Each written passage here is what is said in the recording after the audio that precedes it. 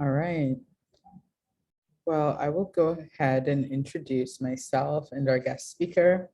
I am Bex. I am the co-founder of Queer Design Club. We are an online community for LGBTQ graphic designers all over the world. And this series is one of our talks in a series called Queer Design Chats, where we invite LGBTQ identifying graphic designers, art directors, people working in the design industry to join us and give them the spotlight to share their work and tell us about their journey and their story. So today I'm so excited to introduce you to our speaker, Leslie Xia. They are a Chinese American graphic designer whose work focuses on race, gender identity, and social justice. As a designer, their work and personal projects have always contained an element of service, whether it be to offer service or to offer advice or to serve a community. This talk will focus on different projects they've worked on throughout their career, such as personal projects like Taylor Magazine and Extra Bold. So without further ado, I will pass it over to Leslie. Hey everyone, I'm gonna share my screen, get this started. I often run into PDF problems at this point, but let's see if this works.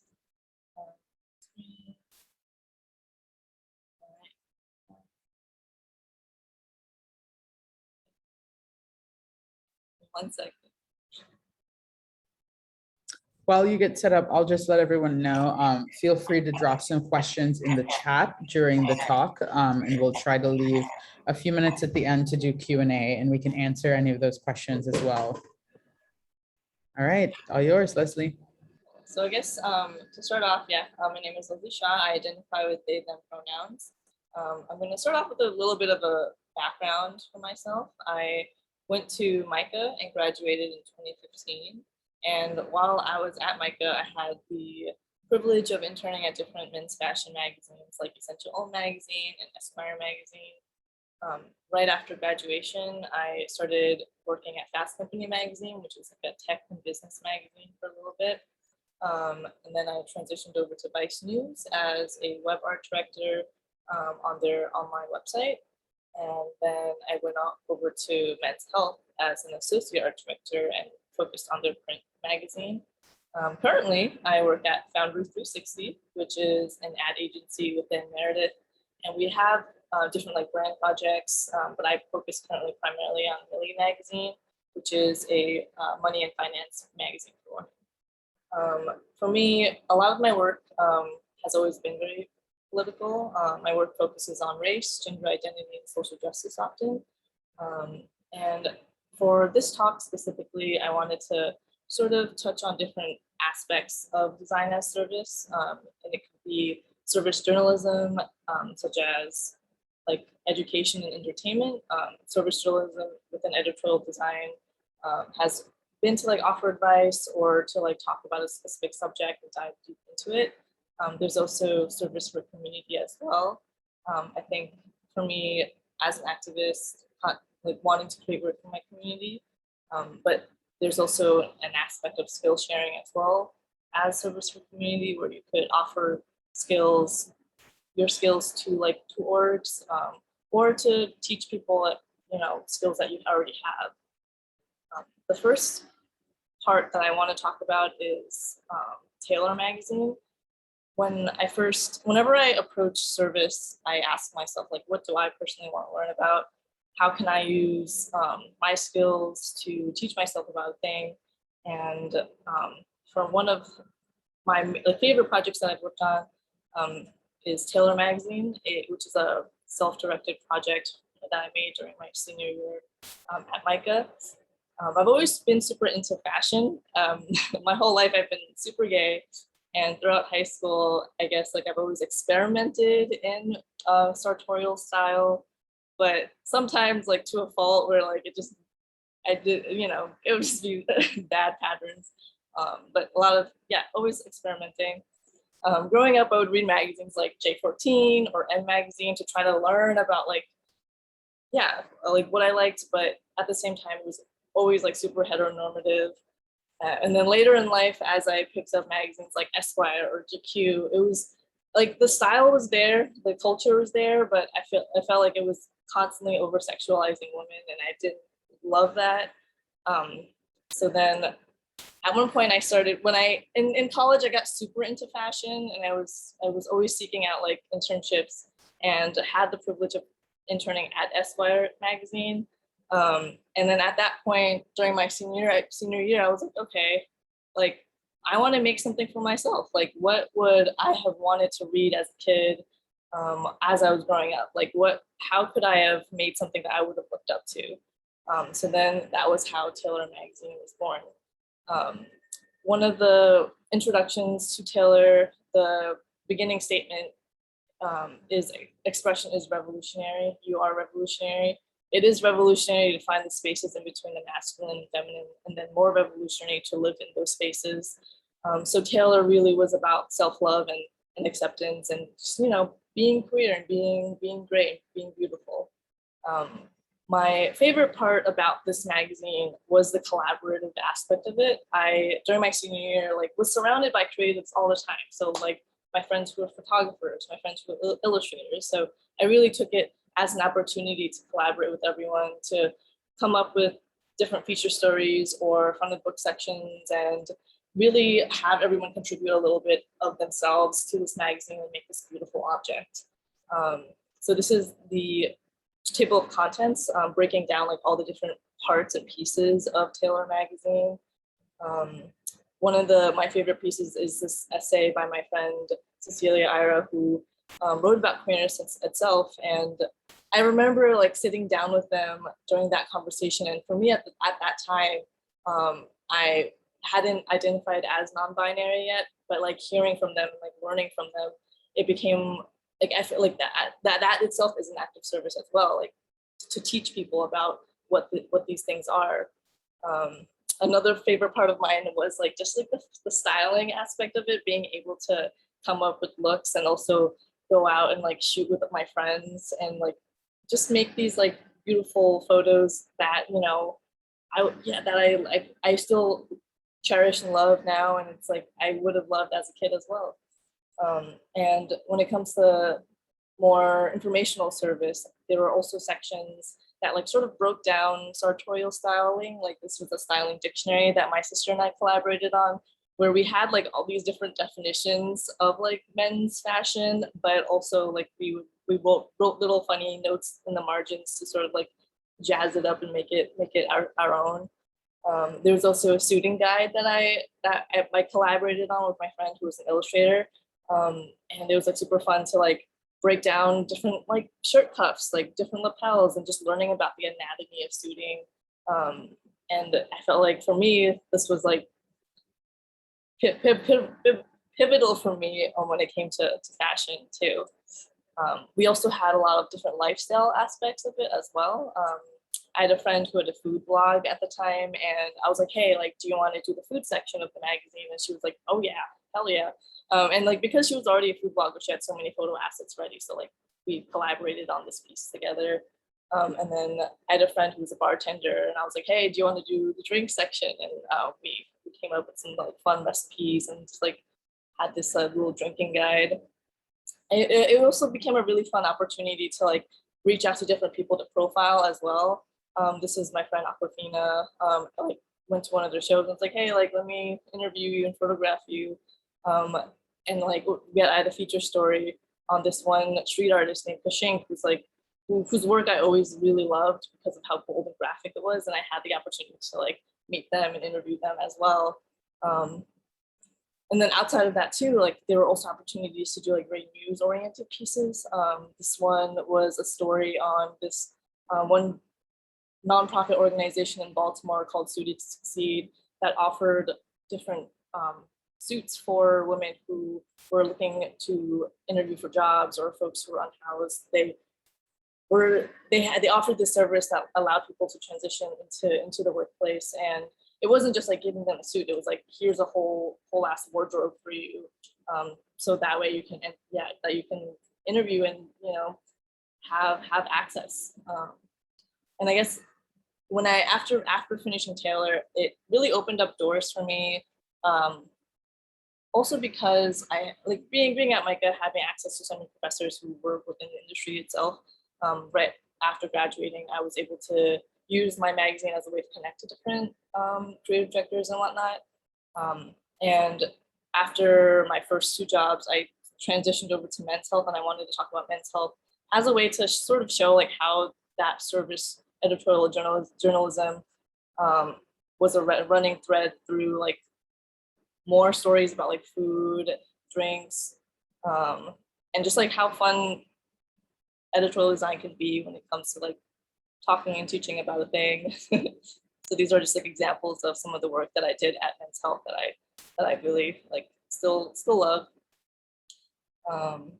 Always going back to fashion. I feel like that's always now been just a key part of my interests, and also more celebrity oriented stories. I feel like as a editorial designer, like at magazines like this, you have the opportunity to like photo direct celebrities to do funny things, and I feel like that's one of my like favorite aspects of being in magazines. Currently, I work at Millie Magazine, which is a money and finance magazine for women. I think the last few years, after like working for a minute, I was like, okay, like I have to get my money right. And I think Millie came at the perfect time because I was already like investing, but now I'm learning so much more about what money can do and what money means to me. The magazine itself, we are very open and are trying to change how the editorial finance world is, because a lot of it is super mass, super white. So we were like, okay, like we should let's make this magazine and have it be a resource for people to learn about money. And one of my favorite parts is how open my team has been. I think they've been really interested in how we can not just focus on like cis women, but open it up to educating folks and offering this resource to like anyone within the spectrum.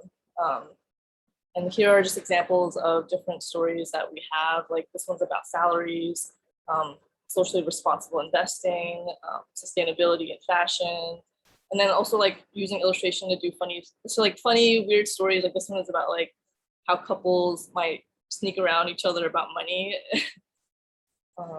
And opportunities to also sort of change the narrative. Like this was a story last year for Thanksgiving, and we really wanted to, I was like, okay, like if we're gonna do a story about Thanksgiving, like we should focus on Indigenous chefs. So we brought on 4 different Indigenous chefs to put together recipes that aren't your traditional Thanksgiving meal. And that was really not just fun to learn about, but also to give them that platform as well. My PDF is now frozen. So give me 1 second.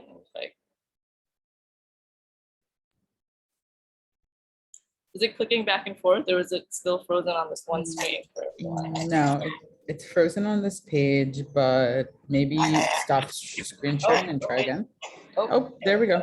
Okay. And this is another story about like negotiating, like how to, like different things that you can negotiate that people don't realize about. We also, I think because our team is so small, are able to do things like we had an editor work remote from a bus for like 2 weeks, and just have this opportunity to like do anything we want, really. This was like a piece about how to join a board at a company. So I was like, let's do a board game. And another thing is we really want to amplify Black and Brown voices. So we bring on a lot of different writers and also editors to share about things that they love, and also like have like body diversity. There's like such a wide range of things that we can do. And this is an illustration that I commissioned from Dylan McKeever, who's a trans illustrator. And I feel like for me, one of my main goals as an art director is to try to commission as many like trans and non-binary people as possible. But also like make fun illustration at the same time. Like this is a piece about like how to restructure your resume. And I was like, let's make it, like people doing construction. And then we also have like different personal essays too. I guess, so this is a sort of a segue to, I guess, my next project that I worked on last year called Extra Bold. In this personal essay, I wrote about my grandfather who passed last year. For him, I feel like he was the main person to sort of like teach me what community was. Him and my older relatives, they all came to New York City in the 80s and sort of like built the foundation that me and my cousins now have, that so that give us the ability to thrive and become whoever we wanted. And I feel like for me, the magic of giving back to people who come after us is really important. It's especially like if you have these skills or like know about how to navigate in the industry, it's like, how can we use that to make things better? So these are like a few images of me and my grandfather. The Extra Bold, it released in May of this year. It is a feminist, inclusive, anti-racist, non-binary field guide for graphic designers. And I guess this is another part of talking about design as service when it comes to both skill sharing and also education as well. The book itself is broken up into three sections. The first part is all about theory. So we talk about like intersectionality when it comes to like racism, ableism, sexism, and also like different ways to navigate these things. For me, a lot of the parts that I worked on were about being queer itself. And we apply how to break the binary also within graphic design as well, because, you know, we navigate so much within like systems of like, okay, sans serif, but it's like there is so much in between that, and so much experimentation that can happen within design itself. And within that, it's like, how do we subvert and redefine and rewrite this narrative that we are consistently taught throughout our design educations? Because historically, it's always been sort of super Eurocentric. So within Extra Bold, we have a section about history itself and how to sort of talk about design histories within other cultures that we don't know about when it comes to like symbology, and also just how different cultures have navigated design. We also try to talk about disability justice as well, and how design within disability communities is also important. How as designers now, we have to be more aware and care about all these other communities instead of just like able-bodied folks.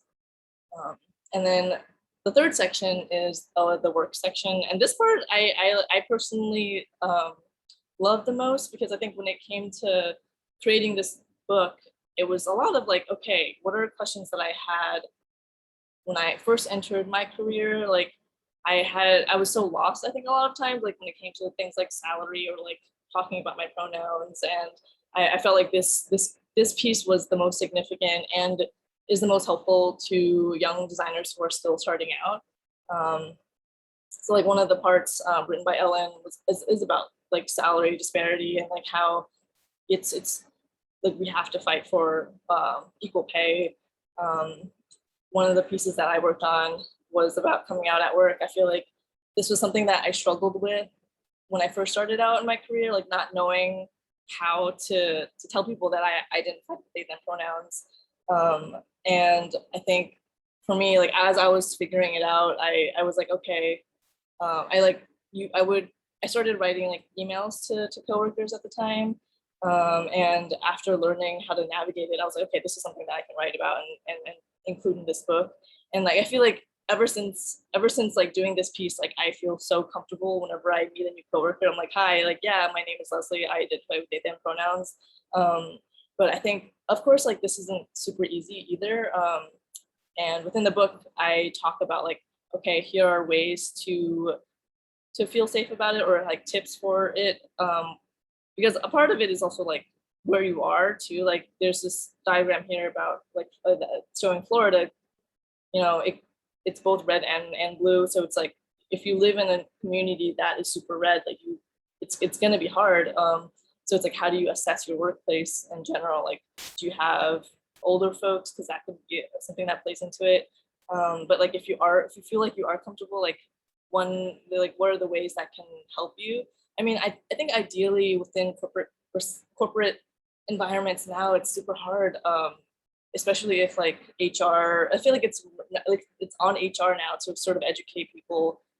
So it's like maybe reaching out to HR to talk to them about how to implement like a way for people to make this normalized.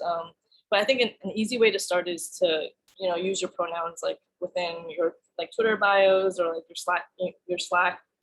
um, your Slack name, or like using it in your email signature, or like trying to find allies who might be able to also do that as well, to sort of just like normalize that as a part of your company culture.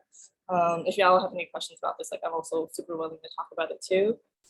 Another thing that I wrote about is mentoring. I think for me personally, like I was super lucky to have a lot of mentors while first entering my career, like people that I could talk to, who I could learn from, and sort of also like speak up for me. But I think an important part that I wanted to focus on too in this section is like, okay, but there are also red flags as well, because mentorship can be tricky if like, because you might enter into a relationship that you don't want to be in. So it's like how to avoid that, how to navigate a mentorship as well, and also how to be a good mentor, because I feel like it's super important to like if you're trying to teach someone like how to navigate that correctly. Another section that I wrote about is social media. I feel like social media in general is like it's like a very powerful tool for sharing your work, but it could also be a very dangerous place as well.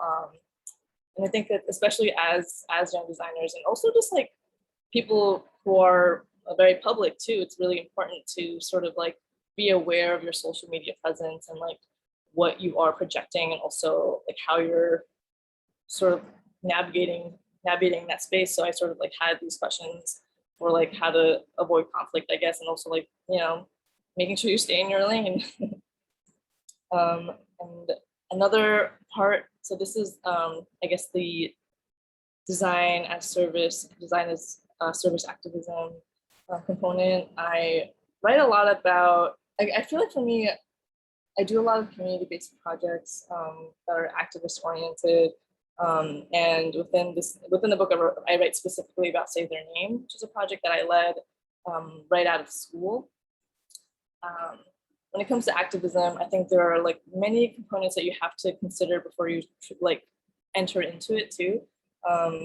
And these are like a few paragraphs from the piece that are like, okay, like do you feel safe voicing your political opinions? Like, are you prepared to have your views scrutinized? What are your intentions for creating this kind of work? Have you taken the time to decolonize? Like, do you identify with the community that you're creating this work for? Are you benefiting from this work? Like, what exactly are your intentions? What is the potential impact that it has? Have you talked to people within the community that you're creating work for?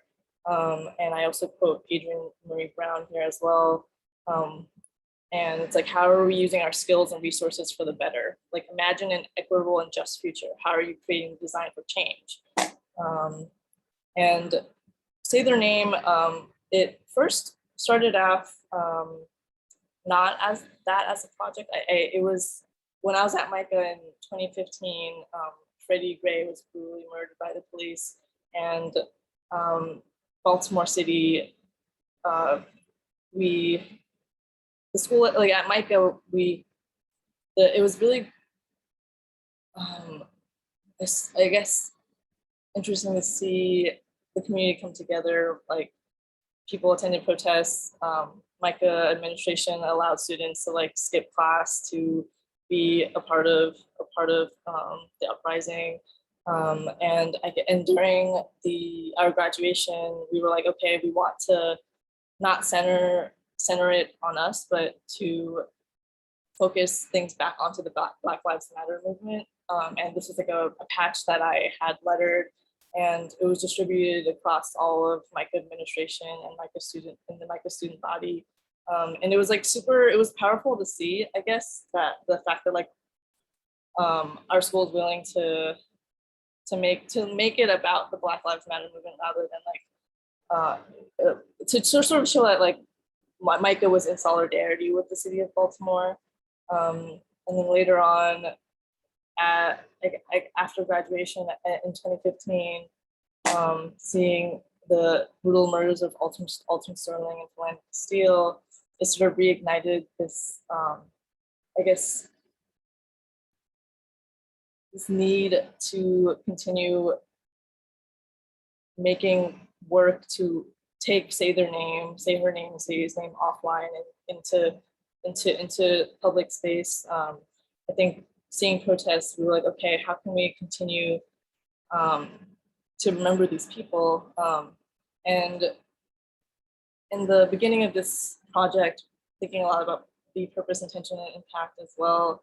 And I came together with a wide variety of friends and who were illustrators and designers to sort of like think about how we can approach this as a project. And we each took a name and lettered a piece and decided to use this as like a way to fill as many cities as we could with the names of these individuals. And the purpose was to inject their names into environments as a catalyst for reflection and conversation to remember who they were. And we kickstarted the project to get funding because our goal was to get 20,000 stickers to be distributed for free. And we care a lot about accessibility and setting a sliding scale to help pay it forward for folks who wanted to order them. And we ended up getting 253 backers and almost $5,000. And I guess, and another part of creating a project like this is a total transparency. I was always super transparent about like where all of the money was going and who and where we would donate money as well. I think that was a really important part for me too, to redistribute the funds, any proceeds or profit that we did have. And then these are some images of the stickers that we made. And then it was very important for us to redistribute proceeds to Black and Brown orgs. So these are some receipts of like folks that we had donated to. And then in 2020, which was last year, I felt like a need to reignite bring this project back. So I printed out some more stickers that were distributed. And then at the time, I think a lot of orgs were getting an influx of donations. So we cared a lot about redistributing proceeds directly to Black, married, trans, Black and Brown folks. So then these are some of the receipts of that as well. I think we had raised like $1,000, which was like super, super great to see. And I guess I always like to end talks like this with a quote from Bruce Lee Boggs: "A revolution that is based on the people exercising their creativity in the midst of devastation is one of the great historical contributions of humankind." And for me, I've been thinking a lot about like what's next for me. And my sister and I, we are interested in starting like a studio. And I guess when it comes to praxis, one of the things about like design creativity is a need for accessibility too. And I feel like I constantly meet young creatives who are like, oh, like I'm interested in doing this, but I don't have access to this. And we want to start a studio space in New York City that allows for folks to have like free studios time to shoot or a free space to co-work in. And we're hoping to launch this project in 2022.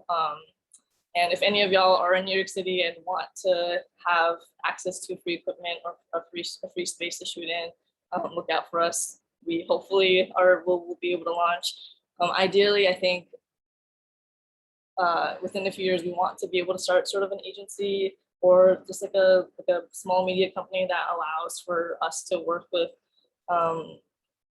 the folks that we find community with. But that's the goal.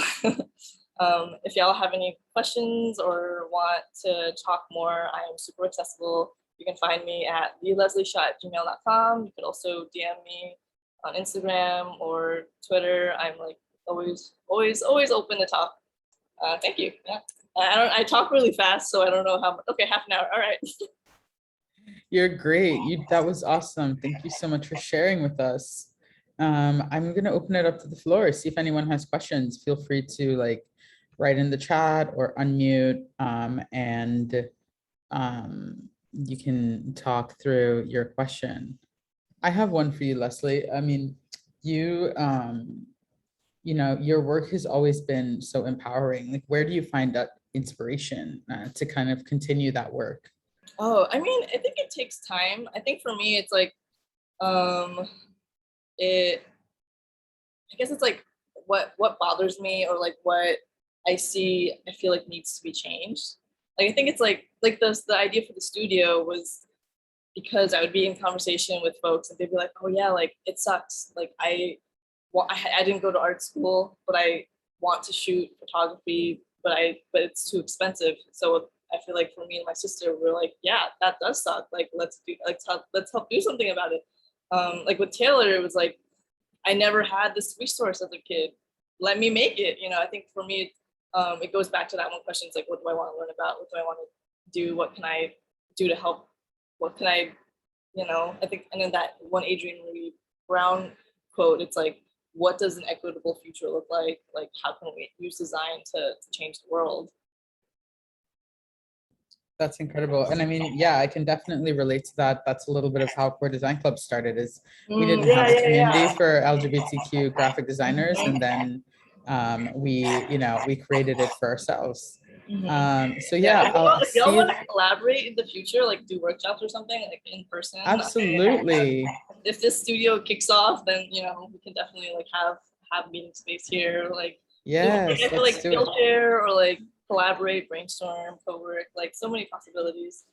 So many. I just think like queer communities need more spaces that aren't centered around like clubbing and alcohol and like nightlife. Like we need a lot more safe spaces for just like everyday level existence, like a photo studio, a co-working space, and places that we can just kind of be safely.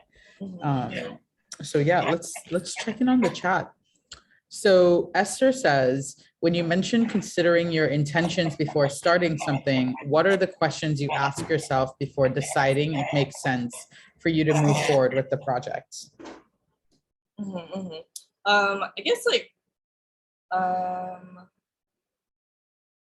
yeah, I guess like what a project means to me, what exactly the project is trying to accomplish, like what are the goals, can we feasibly accomplish these goals, have we talked to people. I think a lot of it is also like community, like asking people within the community that you're trying to serve, like, can this work? I think I made a poster a few years ago that sort of like showed two different paths, like the do's and the don'ts, and it's like, yeah, it's really important to not just focus on yourself, like if you want to make work for someone else, like centering those people. Yeah. Amazing. And then we have another question from Leah.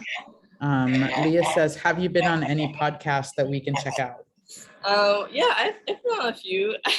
I think the podcast that I have been on, I was like a little younger, so it's like, I mean, they're still fun to listen to. There's one called Art School Acid Podcast that my friend Grant Lindahl does. He's a comedian, so it's like a very quirky, weird one.